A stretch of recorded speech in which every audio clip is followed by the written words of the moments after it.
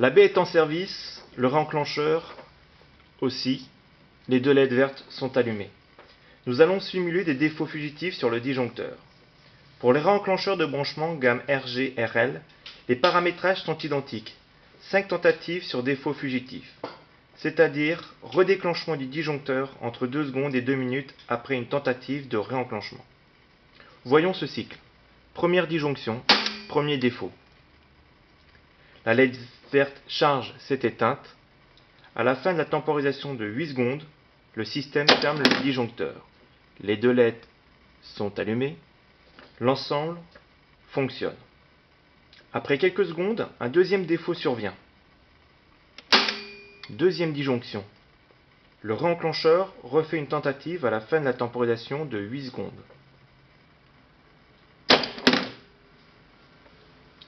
Et ainsi de suite jusqu'au blocage. Troisième défaut. LED charge éteinte. Il refait son cycle de 8 secondes. Quatrième disjonction.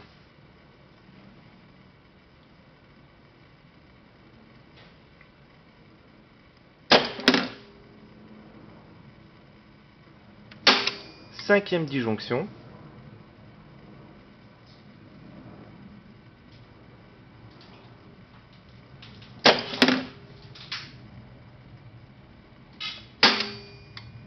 À la sixième disjonction, la LED rouge clignote. LED charge éteinte. Le réenclencheur se trouve en blocage, puisqu'il ne doit faire que 5 tentatives de réenclenchement sur défaut fugitif. Il ne fait donc plus de tentatives. Pour remettre l'installation en service, le déplacement du technicien est préconisé. Pour travailler sur le système, il met le réenclencheur hors service en abaissant le bouton marche arrêt ou hors service en service. Après vérification et réparation, la remise en service se fera par deux opérations.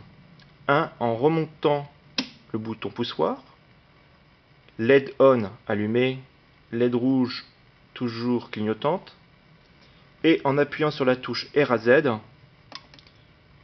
qui remettra à zéro le système. Le réenclencheur manœuvre le disjoncteur, les deux LED vertes se rallument, LED rouge s'éteint. Le système redevient actif et opérationnel.